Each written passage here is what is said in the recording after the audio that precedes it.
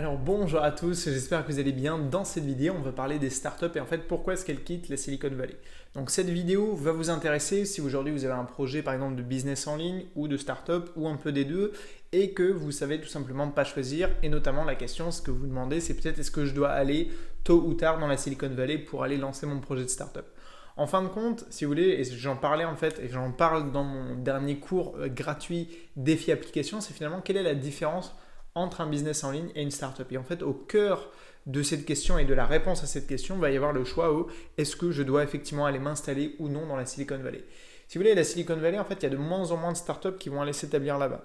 Notamment parce que le prix de l'immobilier est très cher. San Francisco, c'est devenu la ville la plus chère des États-Unis, qui a dépassé New York, donc qui a dépassé Manhattan. Donc c'est pour vous dire le niveau de revenus des gens sur place, le niveau de revenus des entreprises et donc ce que les entreprises sont prêtes à mettre en fait pour avoir des bureaux, notamment dans la Silicon Valley. Et si vous voulez, ça c'est un des premiers points qui fait que ça devient limite impossible pour une startup qui n'a pas, par exemple, de levée de fonds, qui n'est pas dans une période où elle a suffisamment de revenus, de s'établir là-bas. Et c'est pour ça qu'il y a des cas assez ouf et assez délirants aujourd'hui de startups qui vont lever de l'argent dans la Silicon Valley, mais qui vont s'installer ailleurs. Tout simplement parce que le monde entier est moins cher que la Silicon Valley.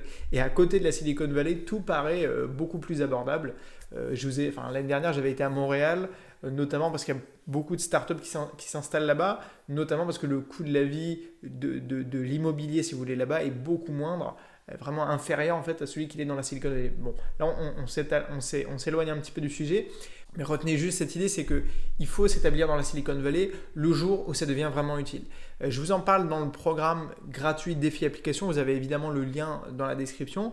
C'est qu'en fait, on peut passer d'abord d'un business en ligne à un projet de startup. C'est d'ailleurs ce que je vous encourage à faire si vous voulez vraiment maîtriser le sujet et le thème et le domaine de votre startup. C'est qu'il vaut mieux commencer avec un projet d'application, le lancer rapidement et essayer de les monétiser. Et ça, vous pouvez le faire depuis le monde entier, pas besoin d'être dans la Silicon Valley.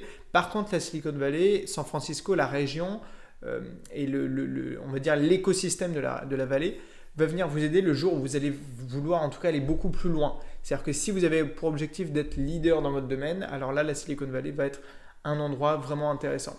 Moi, j'ai toujours l'idée, l'entreprise Ubisoft en tête, parce que déjà, c'est une entreprise française qui est quand même un des leaders dans son domaine, c'est-à-dire qu'ils ont quand même, enfin voilà, ils sont très connus, ils ont des jeux très connus, etc. Leur siège social est en France, mais ils ont des studios un peu partout dans le monde. Ils en ont notamment à San Francisco, ils n'ont pas des trucs de dingue là-bas. C'est pas comme Samsung qui a été construire un deuxième quartier général de bureaux à San Francisco qui leur a coûté des centaines de millions de dollars. Non, là c'est juste une entreprise qui a des bureaux dans la Silicon Valley. Et notamment leur plus grand studio de développement se trouve à Montréal. Pourquoi ? Pour deux raisons. Déjà parce que Montréal, il y a un très bon pôle de talents et de développeurs notamment, donc très bien pour l'industrie du jeu vidéo. Et deuxièmement parce que c'est une des villes en Amérique du Nord où c'est le plus intéressant au niveau du prix des bureaux, contrairement notamment à la Silicon Valley. Et donc ça c'est pour vous dire qu'en fait, et si vous commencez le projet Défi Application, on va en parler, c'est que vous devez en fait commencer à créer un business en ligne, notamment avec votre application, le faire en partant de zéro avec un minimum de ressources. Et moi, les ressources que je vous propose, que ce soit les tutos ou les cours, c'est rien à côté de ce que va notamment dépenser une startup moyenne. C'est-à-dire qu'on parle vraiment de démarrage à échelle et à investissement, on va dire, personnel, d'accord ? Et ensuite, vous pourrez, si vous commencez à générer des revenus, réinvestir ces revenus, faire grossir votre projet et le jour J, par exemple, aller lever de l'argent. Et en fait, dans le programme gratuit, je vous parle notamment des stratégies qu'a suivi typiquement Mark Zuckerberg pour rester en fait investisseur et le propriétaire de plus de 51%, notamment du groupe Facebook. Ce qui fait de lui notamment le PDG à vie du groupe et puis également la 5e fortune mondiale, mais ça c'est une conséquence. D'accord ?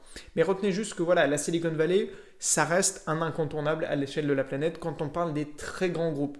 Mais aujourd'hui, il y a une opportunité qui se développe depuis des années maintenant, depuis la sortie de l'iPhone, c'est qu'il n'y a plus besoin d'être dans la Silicon Valley pour prendre une part en fait du gâteau et de ce nouveau marché qui sont en train en fait d'être ouverts, qui sont celui du numérique.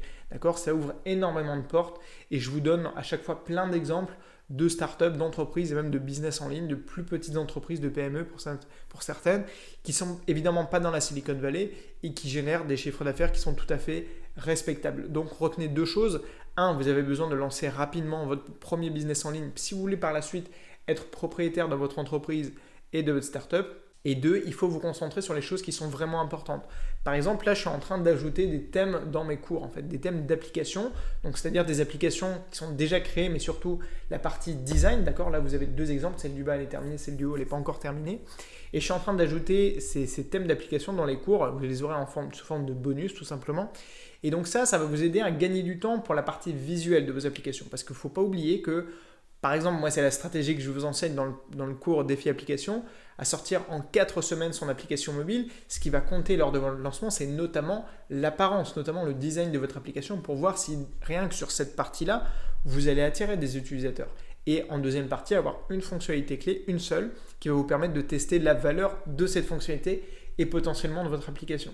Donc voilà, c'est les 2 choses à retenir, c'est qu'il faut aller vite, il faut être efficace sur le lancement de vos applications et de vos business en ligne. Il ne faut pas s'étaler, il faut se dire que la Silicon Valley, oui, ça reste la destination, on peut dire, ultime quand on est dans le domaine du numérique. Et effectivement, vous pouvez regarder toutes les grandes entreprises de la planète ont à un moment donné des locaux ou alors des bureaux dans la Silicon Valley, que ce soit Ubisoft, mais il y en a plein d'autres. Supercell, le studio finlandais dont je vous parlais il y a quelques semaines, ils ont des bureaux dans la Silicon Valley parce que la Silicon Valley, ça va représenter 2 choses. C'est un énorme pôle de talents, notamment de développeurs, très qualifiés et avec beaucoup d'expérience. C'est la première valeur de la Silicon Valley.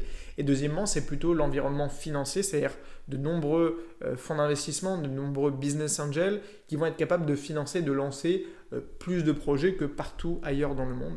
Et d'ailleurs, c'est intéressant parce qu'en fait, le seul endroit qui concurrence réellement la Silicon Valley en termes de résultats, c'est-à-dire de vraies entreprises créées, c'est la Chine, mais tout simplement parce que la Chine, c'est un marché qui est fermé du reste du monde, c'est-à-dire qu'on n'a pas Google, on n'a pas YouTube, on n'a pas Facebook, et en fait on a un équivalent chinois de tous les grands groupes américains, ce qui fait de la Chine un cas unique, et c'est pour ça qu'ils ont un levier qui est suffisant, puis aussi parce qu'ils ont plus d'1 milliard de personnes qui vivent en Chine.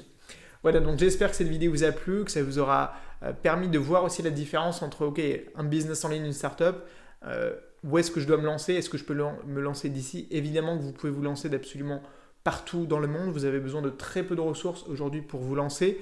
Pour lancer une application, c'est ce que je vous montre tous les jours en développant mes applications, en les mettant sur les stores, en essayant d'en faire le plus possible, à la fois en termes de valeur dans mes cours, mais aussi en termes d'application en elle-même, pour vous montrer que c'est possible, qu'on peut monétiser ça, qu'on peut créer des entreprises avec ça, et que ce n'est pas de la science-fiction et que ça n'appartient pas qu'au rêve de la Silicon Valley, que de créer des applications mobiles qui vont venir à petite échelle, venir changer le monde. Voilà, donc n'hésitez pas à commencer le programme gratuit Défi Application. C'est 4 semaines où je vous accompagne, enfin c'est 4 vidéos gratuites où je vous accompagne pour créer rapidement votre application. C'est un défi, c'est-à-dire que le but c'est que vous soyez capable de le faire. Je ne dis pas que ça va être facile. Il va falloir couper un peu dans les fonctionnalités de votre application pour pouvoir le sortir la plus rapidement possible. Mais en tout cas, moi ce que je vous montre, c'est que c'est faisable et c'est surtout la meilleure stratégie à suivre si vous voulez avoir des résultats dans votre entreprise, dans votre business, et puis pour le long terme, en fait, être capable de faire très régulièrement des mises à jour et donc de tester la valeur auprès de vos utilisateurs. Donc voilà, n'hésitez pas à commencer le programme, mettez-moi un like à la vidéo et des commentaires si vous avez évidemment des questions. Moi, je vous dis à très vite sur la chaîne YouTube et sur le blog, et surtout n'oubliez pas de rêver très grand. Allez, salut!